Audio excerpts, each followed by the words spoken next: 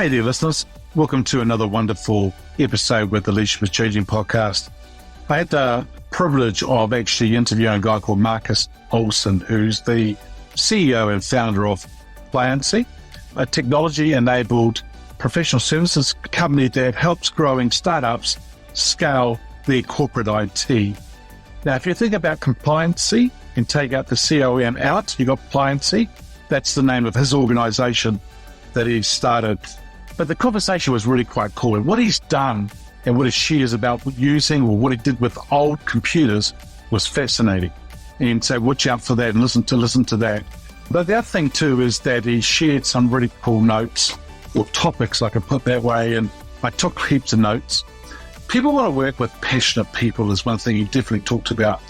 Growing into leadership and then empowering great minds. But you notice that the title is Tell People the Why and Then Get Out of the Way. And what he shared there was about leaders actually setting the why, the vision and so forth. But hey, get the heck out of the way and let people get on with it. But anyhow, I'm going to let you sit back and listen because he has shared some wonderful insights. So enjoy the episode. Welcome to Leadership is Changing. Each week, we and our guests provide information and insights through exploring leading change. This is taking your leadership to another level by finding the balance between executive excellence and personal well-being through stories that inspire real change. It's time to adapt in our fast-moving world when leadership is changing with your host, Dennis Giannoutsas. Hey there, listeners. It's great to have you with me, and I've got a wonderful guest with me today too. His name is Marcus Olson. Marcus, a massive welcome to you. Thank you. Thank you for having me. Awesome. Hey, whereabouts in the world are you today? I am in Austin, Texas. Are you? Austin? Oh, I love Texas. I think Texas is a place that I would like. If I wanted to go to the US to live, it would be Texas. Yeah, just avoid the summer. Yeah, it's really hot. It was a brutal one this year. Yeah, it's really, really hot. Hey, yeah, cool. Hey, look, I've given the listeners a little bit of an introduction to you and your background. Tell us a little bit more about you. Yeah, I am an IT guy. That's just basically what I call myself. I've been a technology passionate person since I got my first computer when I was somewhere around 10 years old. It was an old IBM 286, and I just fell in love with technology, and I've always had some sort of role ever since, interacting with people and helping them use technology in some way or fashion. And eventually I started a consulting firm that basically works with small emerging companies or investment firms and helps them leverage technology to grow their businesses. Very good. And I understand that you managed to get, disassemble and also reassemble computers from an old Black & Decker office. Is that right?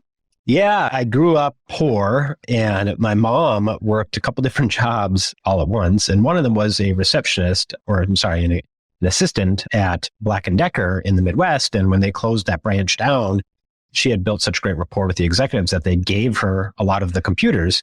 And I think they intended for her to go and sell them on the secondary market because they were worth several $1,000s back then. And very few people, if anyone, had a home computer at that time. This would have been like early 90s, very, very early 90s.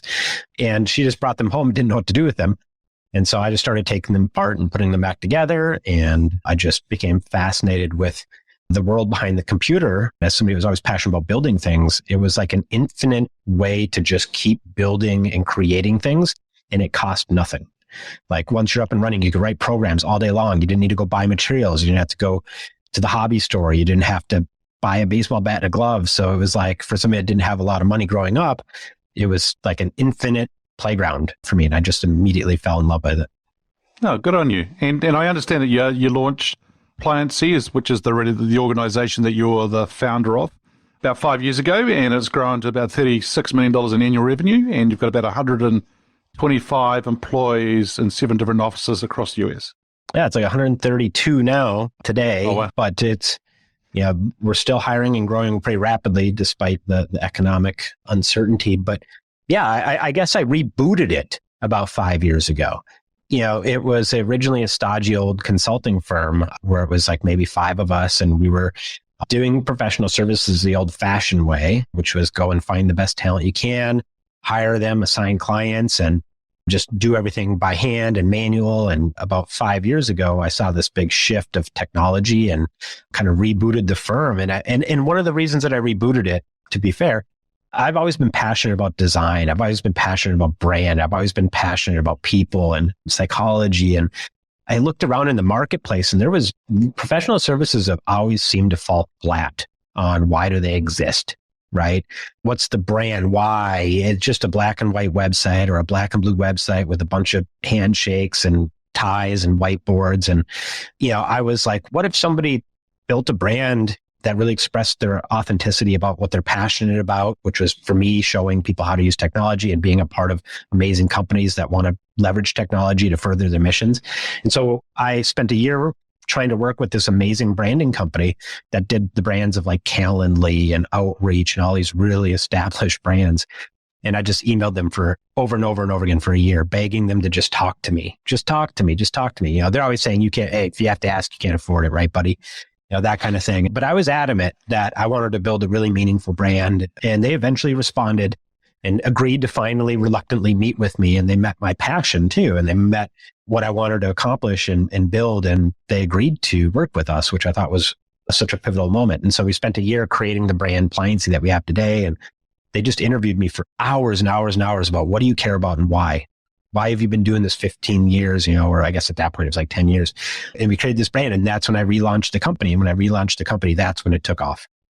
We didn't change what we do, really. We didn't change anything. We just communicated authentically to the world why we care. And it attracted like-minded people that were just as passionate about getting technology into the hands of emerging companies. And it just took off from there. We compete with really deep-pocketed people, and we outpace them. We grow faster than them. We get better logos than them. We retain our clients longer. And it was all because we communicated what our values were and what we're about and attracted like-minded people. And so that's when we became Pliancy. Did that branding organization go, gosh, why did we take so long to talk to you? Yeah, I think they really enjoyed the process. Some of those people work here now. Oh. And some of those people I went out on their own, and we work with them still as independents. We were their first kind of clients. So I think they were just so passionate. I mean, everyone, it's no different than your employees. Even service providers want to work with passionate people. There's just something about helping other people achieve meaningful things that just is a force to be reckoned with. When you meet somebody that wants to achieve their dream and as a friend or a family member, there's just something that makes you give them almost more than you give yourself sometimes. And I think that they just were so blown away by how passionate I was about this commoditized, boring industry that I was in, that they found it a really interesting challenge. And then secondly, when working with really creative people, if you've ever worked with an architect or an artist or anybody, spend more time finding them and less time telling them what to do. And what I mean by that is you go find somebody that creates things that you are blown away by every time. Their portfolio, 80% of it, you just love. If that's a home, if that's a brand, and then you do whatever you can to work with them and then communicate to them what you care about and then get out of the way. And they will create these astonishing brands that you just fall in love with. And I think they just respected how I understood the creative process. And, no different than employees, right? It's the same thing with employees, right? Tell them the why and then get out of the way. And so, but that's really hard when you're doing brands and design, right? Everybody, change it from that color to this color. Oh, I don't like that font, or, it's because of the logo, I don't like that, or can we do this? But if you just get out of the way and then give them clear instruction, they'll create something impressive. And I think they'll enjoy working with you, even if your industry is boring. At least that's what I tell myself. Nice. There you go, listeners. Already there's a big boom in this episode so far with Marcus in the way that we're talking about things and getting out of the way. Just tell people the why and then get out of the way and let them get on with what they're really good at. And you may be surprised, but you will be blown away about what they go ahead and do too. So, fantastic. So, Marcus, how did you get into leadership? Yeah, I accidentally, like most small business owners, you start by yourself, and then eventually you have an employee, and then you have 2, and then you have 10, and then you have 100. And as you're growing, you grow into leadership. So one of the philosophies I always had is I'm not the CEO until I do the role of a CEO. And so I didn't give myself the CEO title until probably about a year ago when we were about maybe 80 employees. Until then, I always carried the role of the work I was doing. So I was a director of consulting for a year or two. And before that, I was a consultant for 12 years. Even when we had 30 employees, I still called myself a consultant, and there was no one on the website that had the title CEO. So I guess as I felt like I was doing that role better, I would move my title and responsibilities to align to that. But that's how I got into it. I just started a small company doing consulting and eventually grew it to the point where it needed leadership. And then I consumed just enormous amounts of content, podcasts such as this, and just wanted to understand what is a good leadership? What does it look like? I wanted to understand perspectives. And I was very fortunate also to be surrounded by amazing leaders because I was working with really bold startup companies that were in life sciences and finance, and they were previous founders of incredible companies. And while I'm over there helping them with technology, whatever it might be, building a laptop, I've got, the cup to the wall with my ear, just listening to everything they're talking about. Why are they invested in this company or that company, and absorbing it? And it's been a journey for me to learn how to lead, and I'm still learning today. Nice. So when you say helping them with their leaders and that with building their business with technology, are we talking about the actual infrastructure? Are we talking about the software? What part are we talking about? It's a great question. Me, helping people with technology is helping them understand the benefits of technology and helping them change, because people get so ingrained with how they're doing things that they oftentimes overlook ways to do it better or faster. And so for me, it was always educating them that there was all these different alternatives. So that could be, I guess the nuts and bolts of it would be setting up the server, 10 years ago or whatever it is, or hooking up the email. But I think where I differentiated and has served quite well to this company is I didn't stop there. As a Midwesterner growing up in Minnesota, you would have a 2-hour conversation with somebody at a gas pump you'd never met. And so we weren't so great with boundaries, and everybody was your best friend. And so I'm working at these clients, and I think they expected me to just show up and fix the laptop or crawl underneath the desk and, set up things like that. And when I was done doing that, I would watch what they were doing and say, hey, did you know there's a better solution for that? Did you know you don't have to print checks? You can use Bill.com. Have you heard of this technology? Have you seen that? And a lot of times they'd say, no, we're good. Yeah, it's good. But I wouldn't stop. I would just keep going and going and going. Oh, and I want to understand, well, why are they resistant to this? Why don't they want to change? And so I just became fascinated with understanding people and working with them to understand how I can get them to slowly migrate and change. And then 5 years later, they'd be like, that was the best experience ever. For me, it was hell, 5 years convincing them and working with them, but eventually they'd come around. And so that's what I became passionate about. And that's how I kept this term consultant when most of the industry that I'm in went to techs or field techs. And I just hung on to this term consulting because I felt we could do just so much more than fix laptops for businesses. Mm-hmm. A lot of the people I work with, they complain about the fact that, they struggle with the fact that they don't have enough time in the day, so many things to get done. I'm sure there's apps out there. I'm sure there's technology out there today that's going to help them with their time, not for them to do the work, but also maybe delegating and things like that. Is that something that you experience with people as well that you work with? I experience it with myself every day. I'm very self-aware. I was just meeting with the leader of our data team, and he's trying to convince me to use this tool called Looker that we have in our company that's, kind of like Tableau, where you can build your own dashboards, and they've got all the data piped in. We got like a 4 or 5 person data team piping in all this amazing data. And they're like, you can go answer your own questions in the data. And I'm like, Blair, I don't have time to learn Looker right now. And and he's like, well, do you just not care about data? And you do you not care about how we could use this for data-driven decision-making and everything? I'm like, Blair, we spend $2 million a year on data. We probably spend more than any of our competitors on data. Of course I care. Then I'm like, I got to go, Blair. I have to go have a meeting. So I hop in the car to go drive to this meeting. And it's like, I get 5 minutes away from my house and I'm like, oh, you jackass. To myself, I'm like, you are exactly what Blair's doing to you, what you did to executives for so many years back in the day. Just stop printing checks. Use this technology. Stop doing that. If you have 2 monitors, you can get more done. And so I reflected and I set another meeting with him today, a day later, and said, all right, let me come back to this. And, okay, why did I say that? We did like the 5 why exercise, right? Like, why did I do that? Why did I say I didn't have time? Why did I not value it, right? And we came to this great conclusion of how we're going to fix that. And so, but yeah, that is the struggle, is like, we're all resistant to change. And so that was a learning experience for me, but yeah. Yeah. Wow.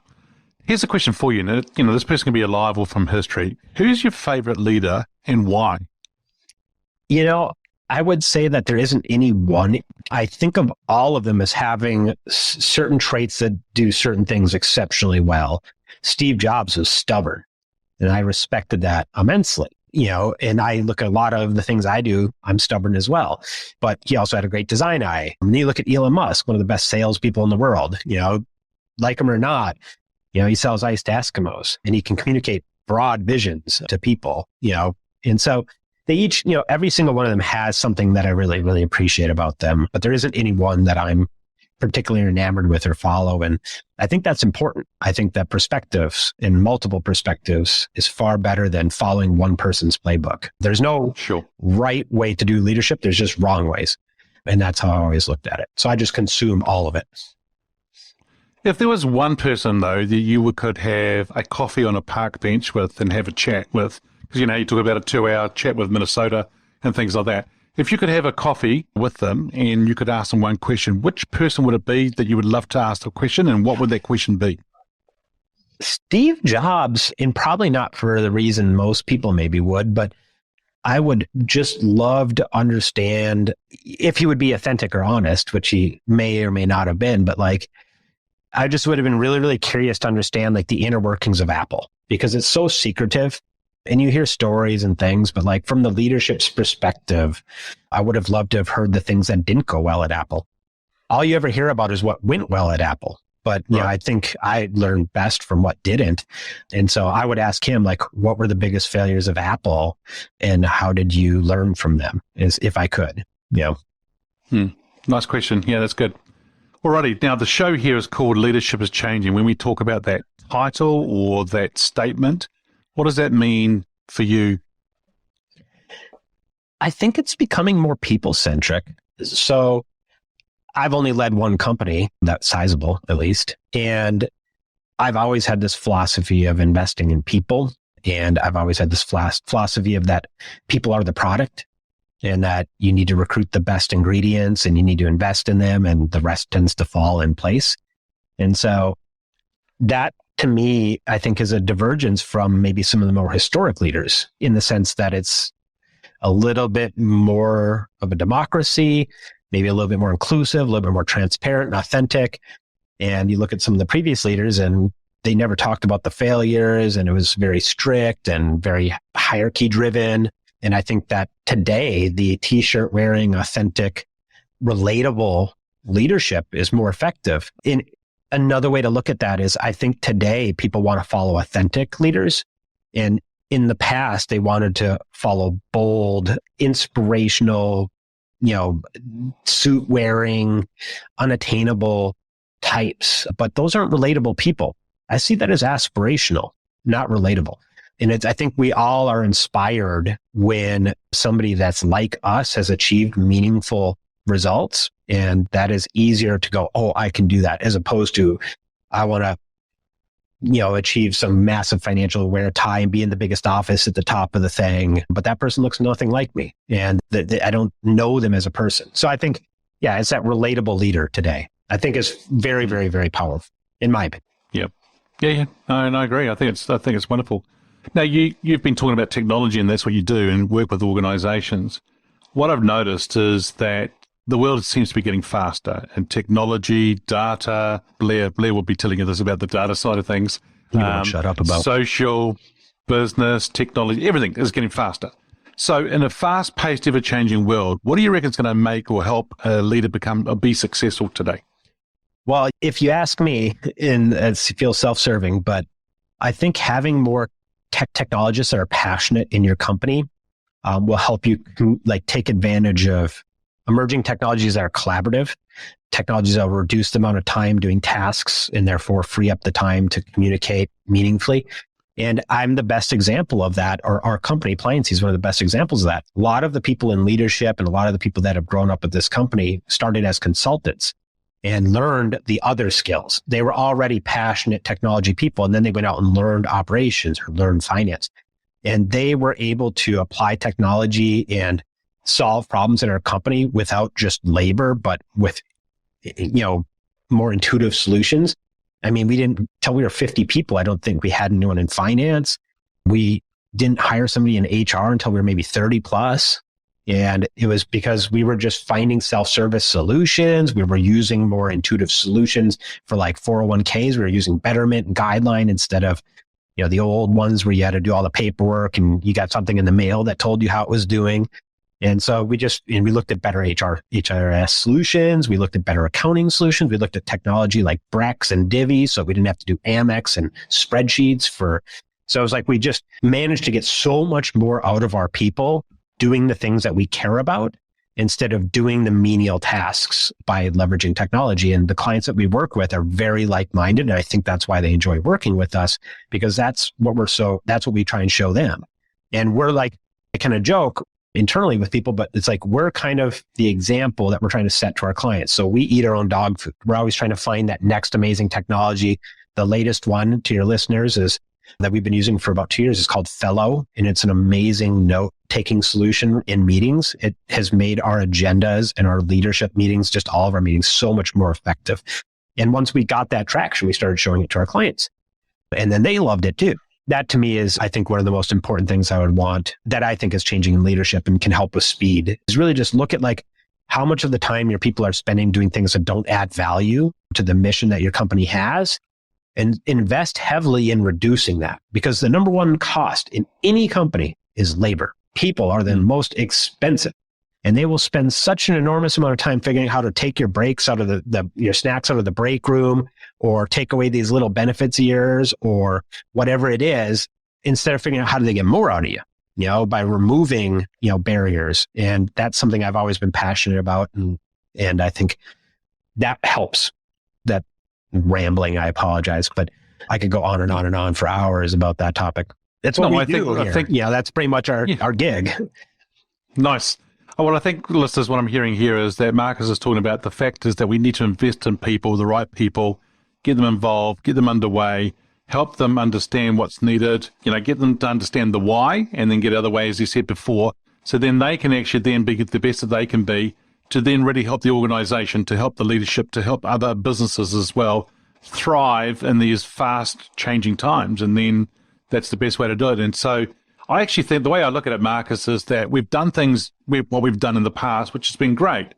But I think it's now we've actually got technology to do things smarter, to help us do that rather than having to do the grind in a longer version.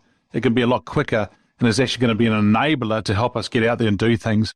Where I actually see there's a lot of people out there today afraid of it. So they see it as not as an enabler. They see it as something taking them over or doing things. And so it's a little bit of a barrier for them. What are your thoughts on that? I think there's two camps. I think that there's a camp that believes that technology can reduce people or remove the need for people. And there's a camp that believes that technology is like an exoskeleton to people, meaning that can take great minds and great people and empower them to achieve more by reducing some of the meaningless tasks that they have to do. All of our jobs, no matter what your job is, executive, no matter who you are, there's a fraction of your job that is not value add. And I think that applying technology to that is the best way to start. Technology isn't here to displace people. If you embrace it, it actually makes your life better. They've proven that they will not replace humans with technology. I mean, McDonald's, Chick-fil-A, I ate a Chick-fil-A today. There's a human that took my order. There is plenty of technology in the world that they would not need people doing that. So why do they do it? Better experience for the customer, et cetera. So at the very front line of experiences with companies, you're always going to have people, because they create the best experiences, in my opinion. And then you need to empower those people with technology to make them even better, right? So that to me is, I tell my people, also my own people are afraid that technology could replace them, or they could be, but they don't. They think the opposite. They figure if they're the ones building the robots and figuring out what the automations could do, that they're on the right side of that and they're not at risk. They're part of that solution. Yeah, and I think there's a whole lot of tasks that are out there that are mundane, if I can put it that way, or stuff that can be done probably a lot easier. And so the example you just gave, where you had lunch or something to eat today, yes, the human being's actually serving you, giving you that experience, but behind in the back end, it could be a whole lot of technology happening right there. Oh, I guarantee you there is. Yeah. I guarantee you that if you looked inside the Chick-fil-A, it's probably all kinds of machines and things and flipping, but the part that matters the most about Chick-fil-A's brand is the people. They're some of the best people. If you've ever eaten at Chick-fil-A, their experience is far better than any others. But Yeah, I think the other, thinking about technology and if you think it's going to replace you, then you're probably doing a job that you're not that passionate about. Because let's say you're stamping, architectural drawings at like the county and you're just flipping the page and stamping it. If your job is just to go in 9 to 5, stamp the things and then go home, then yeah, you're afraid technology is going to replace you. But if you're passionate about, reviewing architectural drawings and making sure they follow code and everything, then you're going to say, all right, how do we do this better? How do I look through more of these quicker? How do I find more errors in these? And you're going to feel like you're a part of the solution. And so a lot of that it depends on whether or not you're probably doing something you enjoy as to whether or not you're afraid of being replaced. Yep, cool. Now, you and I have been talking about leadership and about leaders. If we change lens or gear here and talk about employees and from their perspective, how has employees' expectations of leaders changed? Well, I would have to say that I personally have only worked for a handful of companies and I never really got to experience true leadership. So I don't have a lot of personal experiences, but I would say that from what I've heard from our employees and just around, it does feel like authenticity and transparency is becoming incredibly important and valuable. And I think that that's compounding on companies spending more and more time on their why and trying to get the right people to join the company for the right reasons. And then once you've got people in the company that really truly believe in the why and the mission, transparency and authenticity becomes like a multiplier because you're involving them in the goal. You're saying, hey, we got this challenge or this thing and we're working through it. And they get engaged on that. They're like, okay, how can we solve this? Yes. But if they're not there for the why or everything else, then they're going to go somewhere else. Oh, there's a problem or we're not perfect at this. Okay, I'm going to leave and go somewhere else. So, I mean, there's so many different moving pieces you have to get right.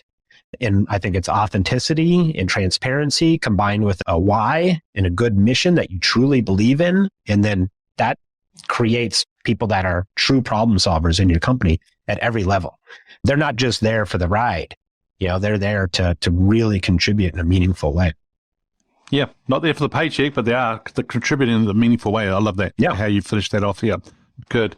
Now, I'm going to get you to get your crystal ball out here, and we're going to talk about the future. Where do you see leadership being in 5 years? I think we're just going to continue to see more and more authentic leaders, more and more relatable leaders. Silicon Valley tends to be, at least in the US, about 5 years ahead of the rest of the country. So, 10 years ago, 15 years ago, I'm in Silicon Valley on Sand Hill Road, and I'm seeing these young 22-year-old, 23-year-olds doing startups and starting these big, amazing companies today, data companies and all this stuff. And they were wearing T-shirts and flip-flops and, they were just relatable, normal people. And they got a lot of crap for that back then. Silicon Valley, California got a lot of crap for that. I tell you, I see that in Boston now. I see that in Austin. I saw that in Manhattan. I see it everywhere now. And, it's really just, the suit and tie is dead. It's done. It's going away. You and I are wearing T-shirts right now, talking about leadership, ridiculous. 10 years ago, 15 years ago, probably would have been a suit and a tie, even though we're on a podcast. So I think looks like I'm going to have to change my podcast cover photo. No, I mean, but it is. It's, you're just starting to see that relatable and authentic people are building these companies. And I feel like they're being more vulnerable, today. Vulnerability. I mean, it's human. It's just being human. Have heard from people that work here, met our company, and I just know myself well. I'm incredibly vulnerable. If I screw up, it's how I start the all hands. If I screwed something up and whatnot, then the all hands would start with me saying, sorry, I screwed up, everybody. Here's what I learned. I appreciate all the feedback. I'm going to improve on that. And I think when I did that with 5 or 6 people, it was because I knew them. I had worked with them for a couple of years and we're in the same room all day. But when I started doing that in front of 20 and 30 and 50 and 100, plus people, it was just as easy for me, but the impact was different. It was like, well, now you're a CEO because you have over 100 employees. Now because I never thought of myself as much of a CEO and a founder with 5 or 6 employees. I wasn't the first person to go get the Instaprint business cards that said CEO/founder/entrepreneur on them. I wasn't that type of person. But when it started getting to 130 people or so, people look at you like that and they actually do see you as this leader, this CEO, and being vulnerable at that point, because I'd always been, I would hear rumblings through the company or whatever, just in general of like how impactful that was. and how surprising that was. So yeah, just being human, in my opinion. Nice. Yeah, very, very good. Well, Marcus, it's been enjoyable talking to you. Thank you very much for joining us. If people are wanting to get hold of you, where should they go to? Yeah, LinkedIn is probably the best place. I get a lot of messages on there and I always reply to them. Anyone that's passionate in this industry, anyone that's just passionate about leadership, that's just passionate, reach out to me. I love branding. I love design. I love technology, I love leadership. And I just love chatting with passionate people. So if anyone wants to reach out to me for any reason, hit me up on LinkedIn and I'll definitely reply. Awesome. Well, once again, thank you for joining us. It's been a real pleasure. Thank you. Awesome. All right, listeners. Hey, there's another wonderful episode of the Leadership is Changing podcast. Thanks for joining us. Until next time, bye for now. Thank you for listening to this episode of Leadership is Changing with your host, Dennis Giannoutsas. Each week, we and our guests provide information and insights through exploring leading change, inspiring executives and leaders to adapt and lead a bigger game in a fast-moving world.